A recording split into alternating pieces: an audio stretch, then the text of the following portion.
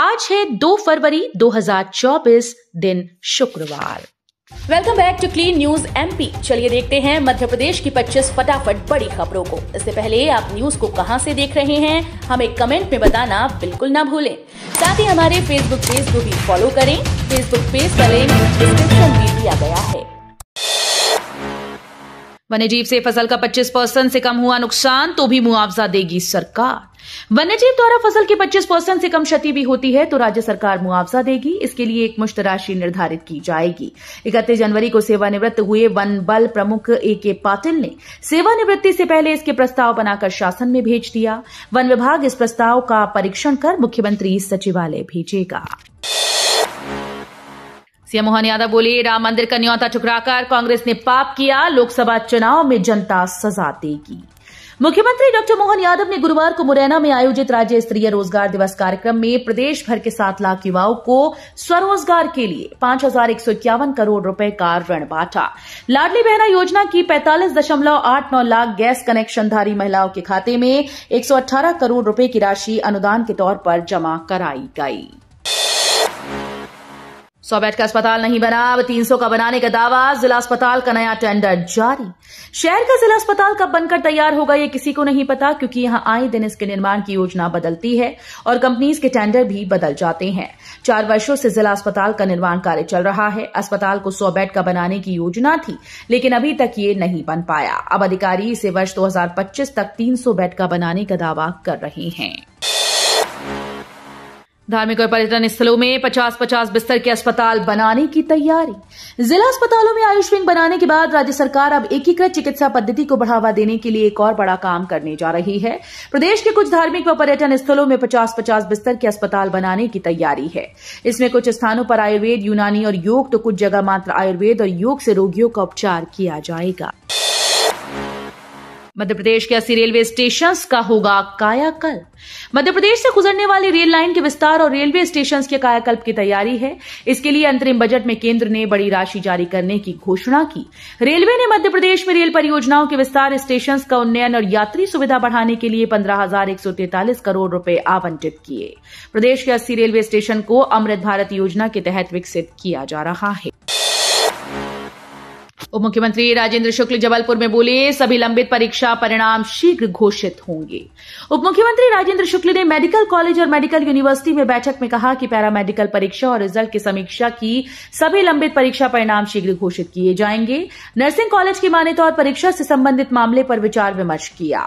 Medical college में सामान्य सभा की बैठक में शामिल हुए बैठक में मेडिकल कॉलेज में स्टाफ की कमी, विस्तार की विभिन्न योजनाओं, बजट प्रावधानों पर चर्चा की।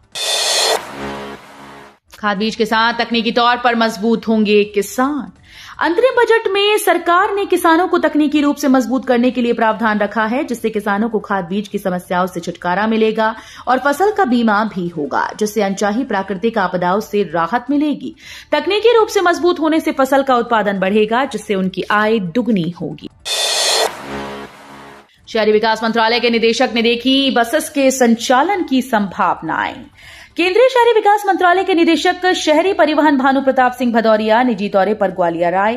मंत्रालय में पीएम ई बस सेवा परियोजना की जिम्मेदारी संभाल रहे निदेशक ने शहर में ई बसेस के संचालन की संभावनाएं तलाशी। उन्होंने मोती महल स्थित स्मार्ट सिटी के कंट्रोल कमांड सेंटर में नगर निगम आयुक्त हर्ष सिंह और smart city CEO Neetu Mathur सहित अन्य अधिकारियों से शहर में ई बसेस के संचालन के बारे में चर्चा की। मोटका पुल से भारी वाहनों पर प्रतिबंध। खंडवा में पेट्रोल डीजल 1.38 रुपए महंगा, उपभोक्ता हुए परेशान। इंदौर इलाहाबाद हाईवे पर मोटक्का में नर्मदा नदी पर स्थित पुल से भारी वाहनों की आवाजाही लगभग 4 माह से प्रतिबंधित है। इससे खंडवा से इंदौर पहुंचने में ट्रक, डंपर और टैंकर को 100 किलोमीटर का अतिरिक्त चक्कर लगाना पड़ रहा है। माल परिवहन भाड़ा महंगा होने से खंडवा और बुरहानपुर जिले के उपभोक्ताओं को पेट्रोल डीजल पर 1.38 रुपए प्रति लीटर अतिरिक्त चुकाना पड़ रहा है। स्टील प्लांट के 2 ठिकानों पर आईटी की रेड, कार्रवाई जारी। भोपाल में रोहित स्टील प्लांट के 2 ठिकानों पर आयकर विभाग ने छापेमारी की। आयकर विभाग की टीम स्टील प्लांट के भोपाल और मंडीदीप स्थित ठिकानों पर दस्तावेज खंगाल रही है। आयकर विभाग को टैक्स में गड़बड़ी की शिकायत मिली थी। टैक्स में गड़बड़ी की शिकायत के आधार पर आयकर की टीम ने छापेमारी की है। ज्ञानवापी फैसले पर कैलाश विजयवर्गीय ने जताई खुशी। एमपी सरकार में मंत्री कैलाश विजयवर्गीय ने ज्ञानवापी फैसले पर प्रतिक्रिया व्यक्त की है। उन्होंने कहा कि मुगलों ने हमारे 1000 से ज्यादा मंदिर तोड़े और लूटे हैं, क्योंकि पहले मंदिर में ही खजाना होता था। इतिहास साक्षी है कि सारे प्रमाण देखकर ही न्यायालय ने फैसला लिया। इससे इस देश में वो लोग जो हिंदू धर्म और भगवान के प्रति आस्था रखते हैं बहुत ही प्रसन्न हैं। सभी के हितों को ध्यान में रखने वाला बजट है, बोले सीएम मोहन यादव। बजट को लेकर मुख्यमंत्री मोहन यादव ने प्रतिक्रिया व्यक्त की। उन्होंने कहा कि जो बजट पेश हुआ, हम सभी जानते हैं कि सर्वहितैषी कामों के आधार पर सभी विभागों पर पर्याप्त ध्यान देते हुए बनाया गया। खासतौर पर गरीब, किसान, युवा, महिलाओं पर केंद्रित करते हुए इस बजट को पेश किया गया है। यह हमारी उपलब्धि है कि देश के 25 करोड़ लोग गरीबी रेखा से बाहर आए हैं। ये बजट नहीं, सिर्फ एक झुंझुना है, बोले कमलनाथ। अंतरिम बजट पर पूर्व सीएम कमलनाथ ने बयान दिया। उन्होंने कहा कि बड़ा हुआ तो क्या हुआ, जैसे पेड़ खजूर, पंछी को छाया नहीं, फल लागे अति दूर। अंतरिम बजट की स्थिति भी कुछ ऐसी ही है। मोदी सरकार ने 2022 में दावा किया था कि किसानों की आमदनी दुगनी होगी, लेकिन बजट में इस पर कोई बात नहीं हुई। पीएम ने जो 2 करोड़ रोजगार का वायदा किया था, उस पर भी वित्त मंत्री ने कुछ नहीं कहा। सुबह 9 बजे से खुले स्कूल। कड़कड़ाती ठंड से राहत मिलने के बाद स्कूल के टाइम में किया गया परिवर्तन। जिले में पड़ रही कड़ाके की ठंड के तेवर बीते कुछ समय से नरम पड़े हैं और अब सर्दी कम होने के बाद एक बार स्कूल के समय में बदलाव किया गया। गुरुवार को स्कूल अपने पुराने समय पर ही लगाए गए। वहीं निजी स्कूल ने निर्णय लिया है कि वो अपने स्कूल का संचालन सुबह 9 बजे से करेंगे। नर्मदा नदी पर तैरते सोलर प्लांट से मार्च तक बनेगी बिजली। 300 मेगावाट का होगा उत्पादन। पानी पर तैरने वाले देश के सबसे बड़े सोलर प्लांट से मार्च में बिजली बनना शुरू होगी। हालांकि प्लांट की प्लानिंग 600 मेगावाट की थी, लेकिन पहले चरण में 300 मेगावाट बिजली का उत्पादन होगा। ये प्लांट ओमकारेश्वर बांध के बेक वाटर में तैरते नजर आएंगे। पिछले साल तत्कालीन मुख्यमंत्री शिवराज सिंह चौहान ने इस परियोजना का भूमि पूजन किया है। विश्व वेटलैंड्स दिवस। प्रकृति संरक्षण के लिए आज इंदौर के सिरपुर तालाब पर जुटेंगे दुनिया भर के पर्यावरणविद। विश्व वेटलैंड्स दिवस के कार्यक्रम की मेजबानी करने के लिए इंदौर तैयार हो चुका है। इसमें पर्यावरण, वन, जलवायु परिवर्तन पर चर्चा होगी। इसके साथ जैव विविधता और जलवायु संरक्षण के लिए भी योजनाएं बनाई जाएंगी। इंदौर के सिरपुर तालाब में आज से रामसर संगम शुरू होगा, जिसकी तैयारियां जोरों पर चल रही हैं। 2 बच्चियों का रेप और हत्या के दोषी को फांसी की सजा। बालाघाट जिले में पॉक्सो कोर्ट ने 2 मासूम बहनों का रेप और हत्या के दोषी गिरधारी सोनवाने को फांसी की सजा सुनाई। गिरधारी ने 3 अप्रैल 2022 को 3 और 6 वर्ष की 2 बहनों को अगवा कर उनका रेप किया था। रेप के बाद गिरधारी ने बच्चियों की हत्या कर डाली थी। पुलिस ने 5 अप्रैल 2022 को दोनों बच्चियों के शव बरामद किए। मध्य प्रदेश कांग्रेस ने भारत जोड़ो न्याय यात्रा के लिए बनाई समितियां। 7 फरवरी को होगी संयुक्त बैठक।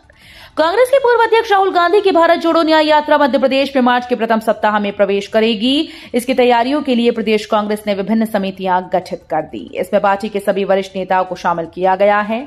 इनकी पहली संयुक्त बैठक 7 फरवरी को प्रदेश कांग्रेस कार्यालय में होगी। केन बेतवा लिंक परियोजना का जून तक शुरू हो सकेगा काम। मध्य प्रदेश और उत्तर प्रदेश की बहुप्रतीक्षित केन बेतवा लिंक परियोजना का काम अब जून तक ही शुरू होगा। केन बेतवा लिंक परियोजना अथॉरिटी के भोपाल स्थित कार्यालय में गुरुवार को बैठक कर मध्य प्रदेश, उत्तर प्रदेश और केंद्र सरकार के अधिकारियों ने परियोजना शुरू करने में आ रही बाधाओं को लेकर चर्चा की। यात्रियों की सुविधा के लिए खंडवा से सनावद के बीच अलग मेमू रैक की मांग। जंक्शन पर पिछले कई वर्षों से यार्ड रिमॉडलिंग, गेज कन्वर्जन का कार्य किया जा रहा है, जिसे सेंट्रल रेलवे ने मार्च 2024 तक पूरा करने की समय सीमा निर्धारित की है। संबंधित विभागों को तय समय सीमा में उपरोक्त सभी कार्यों को प्राथमिकता देते हुए पूर्ण करने के निर्देश देने की मांग जीएम सेंट्रल रेलवे से की। मध्य प्रदेश में है 15 लाख लखपति दीदी, अब और बढ़ेंगी। महिला सशक्तिकरण के लिए मध्य प्रदेश में आजीविका मिशन के अंतर्गत महिला स्व सहायता समूह बनाकर विभिन्न क्षेत्रों में काम किया जा रहा है। 62 लाख महिला सदस्यों में से 15 लाख लखपति दीदी बन चुकी हैं। भारत सरकार ने अंतरिम बजट में लखपति दीदी के लक्ष्य को 1 करोड़ बढ़ाने की घोषणा की है। इंदौर दाहोद के लिए मिले 600 करोड़ तो धार छोटा उदयपुर रेल परियोजना को मिले 350 करोड़ रुपए। इंदौर दाहोद रेल परियोजना को लेकर एक बड़ी राहत भरी खबर अंतरिम बजट से आई है। इस बजट में 600 करोड़ रुपए स्वीकृत किए गए। वित्तीय वर्ष 2024-25 के लिए ये पर्याप्त राशि है। वर्ष 2023 में 375 करोड़ रुपए प्राप्त हुए थे, जो बहुत ज्यादा हैं। वहीं धार छोटा उदयपुर रेल परियोजना भी महत्वपूर्ण रहेगी। इसके लिए 350 करोड़ रुपए मंजूर कर दिए गए, जबकि गत वर्ष इसके लिए 155 करोड़ रुपए मंजूर हुए थे। मौसम की बाढ़ से इस सीजन में गेहूं चने का उत्पादन कम होने की आशंका। रबी के सीजन में मौसम की बाढ़ ने किसानों की धड़कनें बढ़ा दी। पिछले दिनों लगातार सिने वाली धुंध ने फसलों का मिजाज बदल दिया है, जिसके कारण चने में कम फ्लावरिंग, गेहूं में इल्ली का आना और मक्का में भी इल्ली का प्रकोप फसल को खोखला कर रहा है। इस बार निमाड़ क्षेत्र में चने की फसल 90,000 हेक्टेयर में बोई गई है, जिसका मुख्य कारण चने के बढ़ते भाव हैं। अन्य फसलों में किसानों को उतना मुनाफा नहीं मिलता जितना कि चने की फसल में मिलता है, और मेहनत भी कम है। रेलवे में टेक्नीशियन के पदों पर भर्ती का नोटिफिकेशन जारी। 9,000 से ज्यादा वैकेंसी। रेलवे में टेक्नीशियन के 9,000 से ज्यादा पदों पर भर्ती का शॉर्ट नोटिफिकेशन जारी किया गया। इस भर्ती के लिए उम्मीदवार आवेदन शुरू होने के बाद भारतीय रेलवे की वेबसाइट indianrailways.gov.in पर जाकर आवेदन कर सकते हैं। एनसीवीटी, एससीवीटी द्वारा मान्यता प्राप्त संस्थान से एसएसएलसी या आईटीआई पास होना चाहिए। उम्मीदवारों की न्यूनतम आयु 18 वर्ष से कम और 33 वर्ष से अधिक नहीं होनी चाहिए। मोदी सरकार का बड़ा ऐलान, 1 करोड़ लोगों का आयकर माफ। मोदी सरकार ने 1 करोड़ लोगों का आयकर माफ कर दिया। 25,000 रुपए तक कोई भी बकाया प्रत्यक्ष कर जमा नहीं करना होगा। वित्त मंत्री निर्मला सीतारमण ने बजट में इसका ऐलान कर दिया है। इसके साथ ही ये भी कहा है कि अब ऐसे सभी बकाया डिमांड को वापस लिया जाएगा। इससे करीब देश के 1 करोड़ करदाताओं को फायदा होगा। तो ये थी आज की 25 फटाफट बड़ी खबरें। अगर आपको न्यूज पसंद आई हो तो वीडियो को लाइक और शेयर जरूर करें। धन्यवाद।